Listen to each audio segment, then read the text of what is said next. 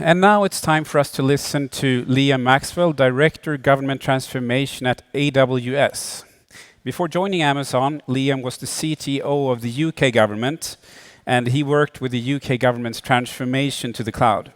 And he will be speaking today about how AWS helps Nordic customers to create a government transformation strategy. So let's give a warm hand of applause to Liam Maxwell. I think this is working. Welcome, Liam. The stage is yours. Thanks very much. Thank you. Great. Thank you very much. So I'm the last one on for the day, so it's between me and a beer, I imagine. Thank you very much for having me. I'm going to talk a bit about how to build a digital government, but and also to try and explore some of the issues and the barriers that we faced as we started to make changes happen, and try to explain what's available and the international perspective that Sweden might want to have a look at. We do quite a lot of work up in Sweden already.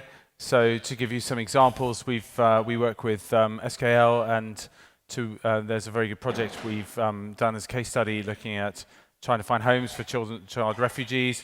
And also across the Nordic region, we have the projects underway with the Finnish Met Office, with Wonderful Copenhagen, and with Finnish Railways, which is really driving and enabling them to deliver a much more effective service, but also at a very reduced cost.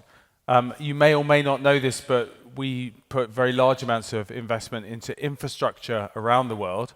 And last year we opened our region in Stockholm, and that's the region for the Nordics. So I think it would be fair to say we have a very strong commitment to Sweden, and a very strong commitment to helping deliver change and to help build a more effective digital economy in Sweden using the cloud. But that also means the digital economy that includes government. So just to give you a view of government transformation, when I was asked to start working within the British government, my minister gave me these tools. He said, these are your tasks. We need to have services that will always improve, that are able to change. We will need to have services which are much, much cheaper to deliver than we have done in the past. So we achieve savings not just in the technology, but in the delivery of the service. And also, we want to make the best use of innovation that we can, because there's a huge amount of new services and new approaches being used in service industries all the way around the country, and yet government doesn't seem to be able to get hold of those. So how do you square that particular circle, and how do you make that a sustainable reform program? Oh, and by the way, you've got no money. And there is a huge incentive there and a really good forcing factor. If you have no money to do that, you've got to work out the things you need to make change happen. And so the things we chose were, let's be open about what we're doing. Let's make sure that we can use education to help people change the way they work. And then, much more importantly, for the sustainability of everything that we do, use competition. Competition is a tremendous force in government to help drive things along. Now, just to give you a view of what transformation really means, transformation is not the electrification of government. Transformation is taking the business of government and changing the way that you do that business. It's not, as is this example for a service called the lasting power of attorney, which is changing, which is when you cede your attorney rights if you're becoming incapacitated. It's not by just making electric versions of the same forms. It's by transforming that business to make it smoother, more effective, and to use more of the components that you have across your estate to do that. And also, it means understanding what government does and where it works and where it doesn't. It's not just the build, it's by checking what we do and how we use the services, and enabling us to make sure that things are working properly. One of the most powerful things we did was we stuck this service, which was a performance dashboard, which reviewed all of the services that were being offered to the public, and we stuck that on iPads outside the main meeting rooms in number 10. So that when ministers walked past, they could see whether their services were working, and crucially, how many people were using them at the time. Because that was a real shocker, is how many people start to use government services. So What it really means is re-architecting the business of government, changing the way government works, changing the relationship between the citizen and the state, and creating a government that uses the internet, that is of the internet, and not something where we're just using a couple of electric forms to make things work. In other words, to stop talking about e-government, because e-government really meant electric government. It just meant putting things onto doing the same business, but just using forms and using computers to help make it slightly neater. What we're talking about is the fundamental reform of government so that it works for the citizen. A government of the internet. So that's quite difficult to do in a civil service. Now, I challenge you in government to come up with a worse diagram than this, but this was my structure chart that I inherited. Okay? So imagine on day one, looking at this as you come into government and wondering, what on earth goes on here? If I show you on this slide over here, does my laser pointer meet? That little circuit board in the corner, which is a really strange way of doing it. I mean, how did we ever get any decisions made if this was the way we did it? And the thing was, nowhere on this, as you'll see, is there a citizen. This is all about how we organize ourselves. We look in at ourselves and try and organize it to ourselves in the way we work. If we try and work out what we deliver to the citizen, we realized that we were delivering two types of service. We were either delivering to users in government, the people that use the mission technology we were dealing with, or people that use the digital services. And those were the two areas where we were building things, and we could build and make change happen. And then there was also, underneath all that, a huge amount of infrastructure which wasn't common. We were doing the same thing hundreds of times around the place.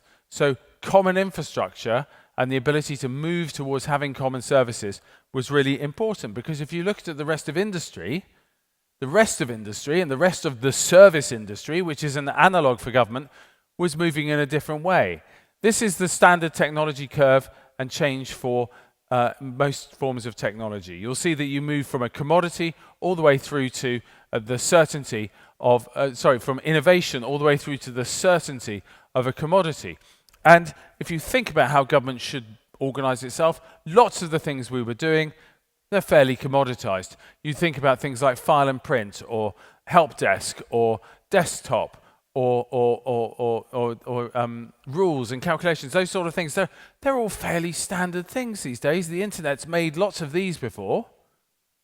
And yes, tax and welfare and things, those are things which we can, they're pretty well established, and they're not necessarily too much of an innovation point. But we had done that. Most of what we were doing, we had done specially for each different department. And even worse than that, we'd locked it all up in a big managed service provider contract, which meant we could never change what we were doing. So we were stuck, and we needed to get out. And what we did was we tried to find out what were the main blockers. And these were the 4 blockers we started to identify. And I call this the square of despair. Now, you will find the same things for yourselves in your organizations. There'll be these things that get in the way all the time, and they keep coming back. So first of all, capability. One of the departments I went into to check out, the IT team in there had 486 people in the team. They had 483 procurement specialists and 3 technologists. Okay? It's completely built the wrong way. And it was because we've been outsourcing everything for years and years, 25 years of digging a particular hole. So we had to hire people to come and work in government. And that was good, because government's a great place to work. You just don't want to work there forever. So come in for 3 to 4 years and have a change. You will get more done in 3 to 4 years than you ever will in any form of digital organization outside, because there's no market segmentation. Government is for everybody. It's a particularly difficult challenge, and it's one that everyone should try and get on their CV. We also had a huge amount of legacy technology, because having spent 25 years getting somebody else to do all the hard work, obviously we'd found that we had a huge legacy of old-style technology. I was talking to some people in the tax authority earlier. In some of our tax system, the people that wrote the systems that we could rely on to come and talk to them about how they worked, They weren't retired. They weren't around anymore. They had died. These services were that old. And so we had a huge amount of legacy we had to get rid of. And the best way we found for getting rid of it was to move it into what we called the Hotel California of government IT. It was a place where you could check in, you could get looked after, you could never leave. It would just be dealt with, and then you could get on with the business of reforming the services you have. Tremendously freeing. And then procurement and security, and I'm going to talk about those two in a little bit more depth now. So we had reform tools, and this is my toolkit that I used. I'm going to run through this very quickly, but these are the things we found really helped us do the reform. Number one, a technology code of practice. That is, we wrote down how you should do tech.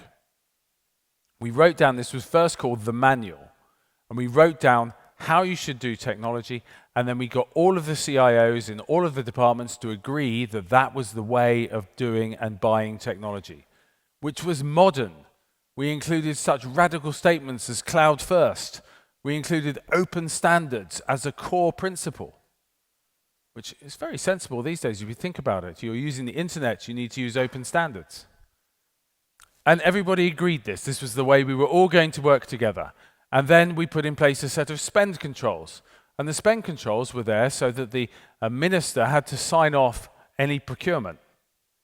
It was one minister in the centre had to sign off any procurement over £5 million. Of course, what was the basis of the spending? What was the judgment he made? Well, the judgment was quite simple, really. It was, does it agree with the technology code of practice? Which everybody had already agreed. So that was simple. Easy way of making sure that we built things in the right way. We also use this technique. Some of you may have heard of it. I won't go into it in too much detail, but this is Wardley mapping. Wardley mapping is a way of generating a map, situational awareness of what your systems and your business is doing, and it allows you to map your business and then take a decision about the rationalization of technology.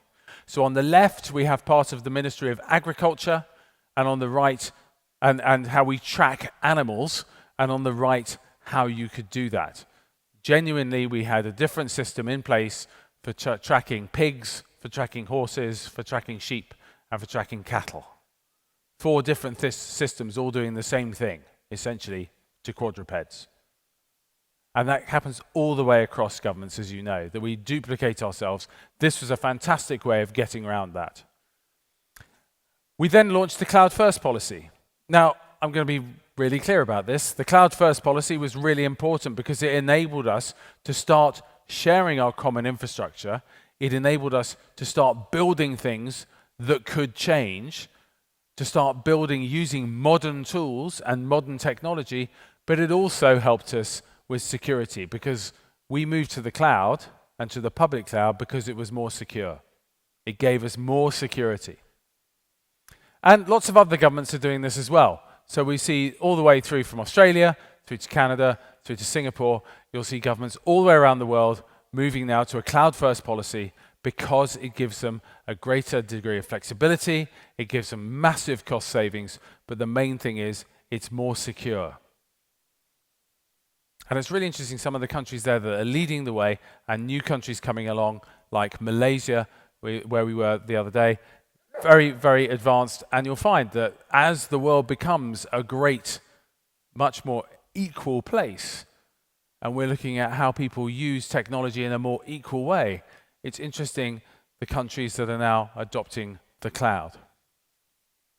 So we had to have smart procurement. Our procurement before had been very compact. We'd only bought from a set of small set of very large vendors, and it was very difficult to sell to the government because government had made it very difficult. The administration to even fill in a tender would cost thousands of pounds.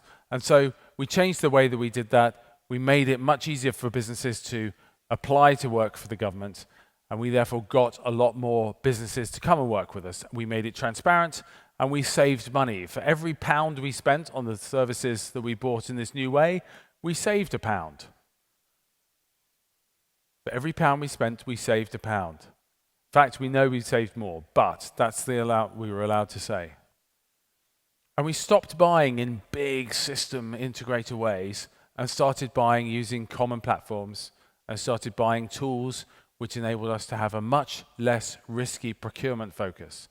Think of it, here, if you're buying an entire immigration system from one company and you fall out with that company, that's a very difficult situation.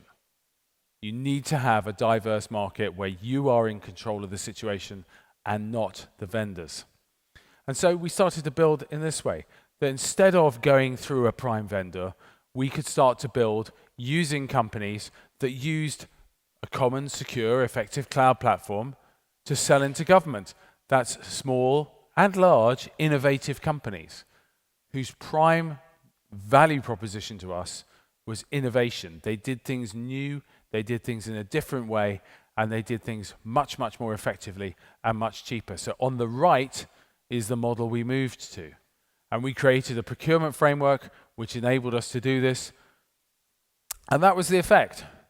We changed the entire way that our direct supply chain works. So moving away from an oligopoly of 12 providers who were getting 85% of all the business, we moved to that, where in fact, we made a boost to our digital economy. We had a fintech sector. We had a medtech sector. Well, we created the GovTech sector. We created GovTech as a market so that people could sell into government and generate new businesses, generate new value, generate jobs, generate payroll taxes. This was tremendously helpful to us, and you'll see that 48% of businesses were SMEs. I'm always a bit disappointed at that because it used to be 52%, but then when they recategorized it, we realized that some of the businesses that had been small had become big through the policy. The policy worked.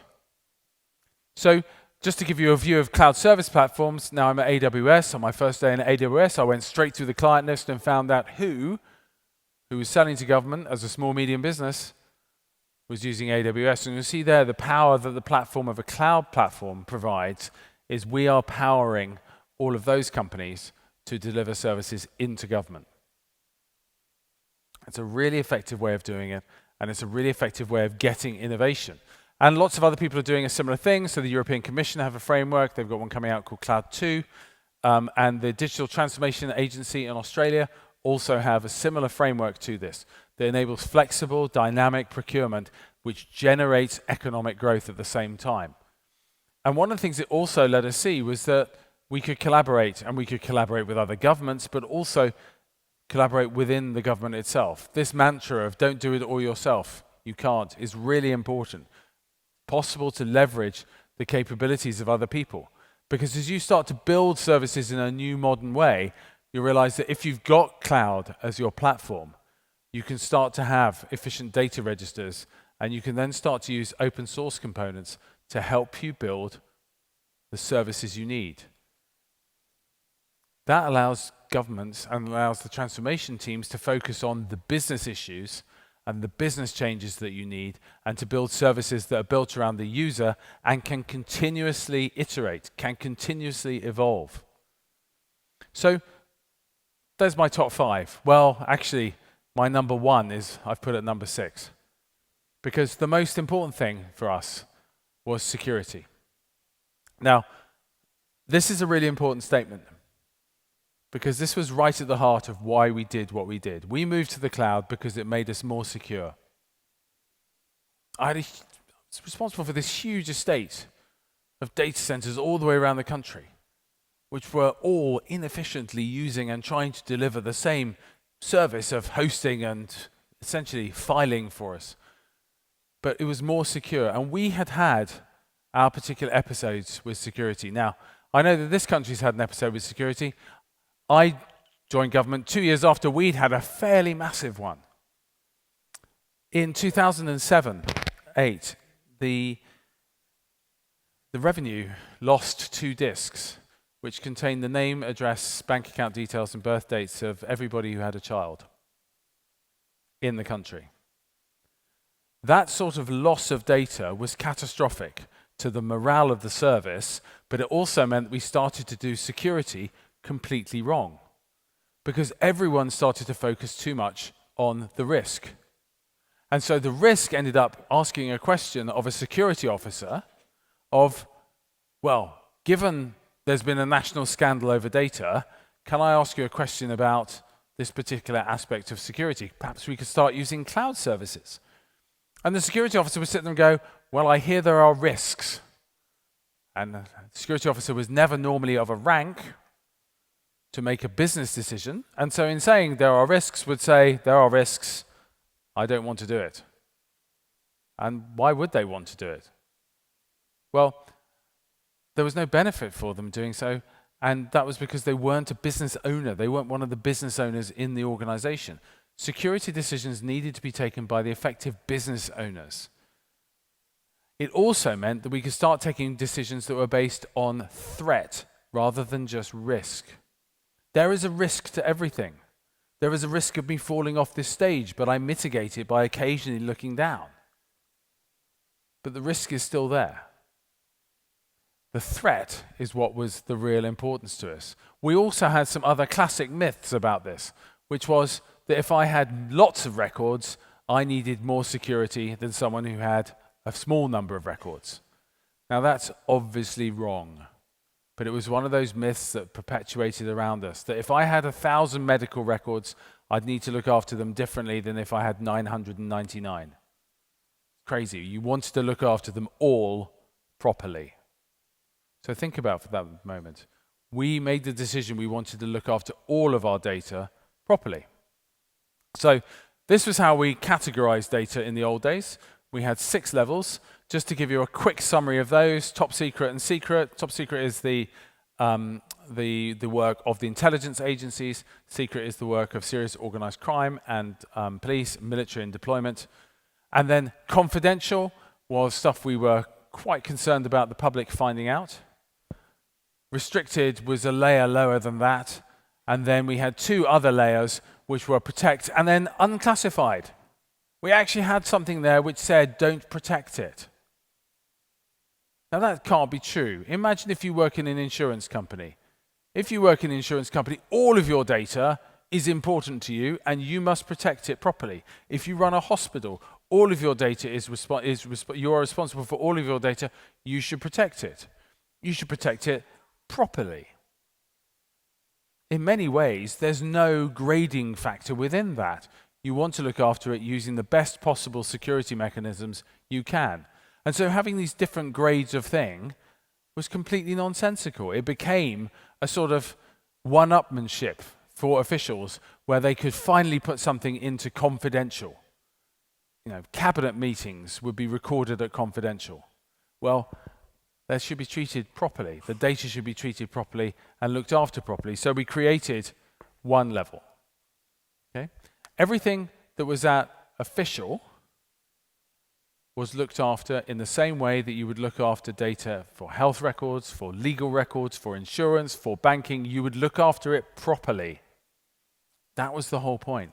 Everything was looked after properly. And that meant that we could use the best and most modern techniques to look after our data, which meant actually that we started using cloud services. Some of you that have been watching the soap opera that is known as Brexit will ask, well, there's a spreadsheet that they use which is the main risks and issues, and that is on a cloud service provider's spreadsheet. Think about that. The cabinet meetings are recorded in a cloud services provider's document format. Cloud services are used because they're more secure. We trust them, we know they work, and they're more secure. And things that are secret and top secret, deal with those differently. Deal with those as they should be dealt with, using proper sovereign technologies. So this classification became public. We were very open about it. This is all available online, and you can see how we generated the requirements for it. The vast majority of things were done at official. Okay, the vast majority of things were done at official. And we brought in the cloud security principles, which meant that rather than saying you could use one specific thing, we had a set of principles which would always be there, which set the main reasons for why and how you could use the cloud in a secure way. And compliance with the principles meant that you could have services that delivered using the cloud, and we felt comfortable about their security. We knew they were more secure. So a couple of myths. Location. So there's a lot of emotion about location of where data is stored in the cloud. And I should just puncture that balloons first by saying that, unlike you, I didn't have a region in my country when I started. So we stored all our stuff in Ireland. And we were very happy doing that. We used cloud services in Ireland. In fact, most of the stuff we stored in Ireland is still there. It's coming back slowly, but after we open the region, but we still use it. So the location of the data in a cloud environment is not the core thing. It's an emotional point. There's another myth that it'll be more secure in my own data center. Well, we know, and if you're running a whole series of data centers, that's not the case. You get much, much more security by pooling your security approach with the best in the business and making sure that you benefit from those economies. And we set these goals to make sure things could work. And one of these, the one I loved most, was scaling. Scaling should just be a billing problem. Can you pay for it? There's no technology problem with scaling if you're using cloud effectively. And we wanted to have all of these components to make sure that things worked. Now, I mentioned earlier that location wasn't an issue, and let me just explain why. You see, this is the model of how a cloud service provider delivers security. This is how AWS delivers security. Security is our number one priority. We look after the security of the cloud. We make sure that the security of the compute, the storage, the databases, the networking, all of that, all of our regions, all of our availability zones, all of the physical infrastructure is, and the staff that run it, is secure and runs at the highest levels of security possible. Our customers, our governments, for example, are responsible for the data that they have in their systems. They own and control that data. We have no access to that data. Because we provide our customers with a vanilla key management service, which they start up, we have no access to the data or the keys to gain access. So the customer owns, manages, and controls all of the data and all of their own applications. I was asked earlier today, when I transfer into the cloud, what happens to the ownership of the data? Nothing. It remains your data. You own it. You control it. And because you control the keys, it doesn't matter where that data is. Great, store it in ARN, store it in Sweden. You could store it wherever. You own the keys. The control factor here is who owns the keys. That's the really important component. So I go around the world and I discover countries. I talked to quite a few countries that have come to us and talked about a government cloud. And in fact, when I started in the UK, there was a huge movement to create a government cloud called the G Cloud. And we stopped that and built the services I've just shown you, using the name G Cloud to build the procurement frameworks. But I've never seen a government cloud that's really helped move this along. And one of the reasons is because government cloud isn't actually a cloud. It's usually just a whole collection of storage facilities. It's a huge electric filing cabinet. And it's always out of date the moment it started. Because the government spending is never able to keep up with the technology speed that's out there. Where do you get your AI and ML? How on earth are you going to charge and be able to afford AI and ML at cloud scale running on a government private cloud?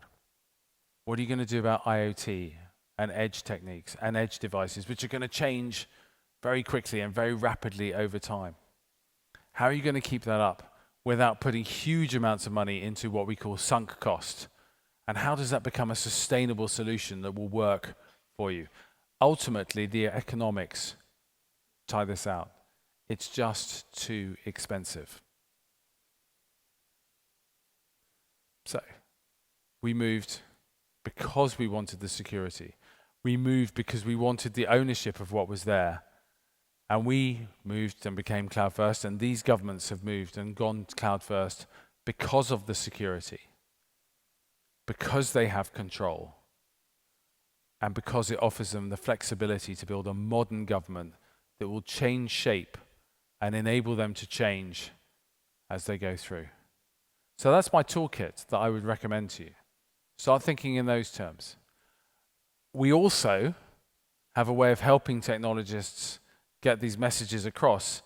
We run an exec education program with Exeter University, this is like a mini 1-week MBA to get business executives in government, so the operational leaders, up to speed with the technology, but also the understanding of what's going to happen to your business process as you go through the transition to the cloud. What's going to go through your business process and how it's going to change as you start to use the pension contribution that you get working in the state sector normally compensates for that. But even if that's not the case, people come to work for the government because they're missionaries, not mercenaries.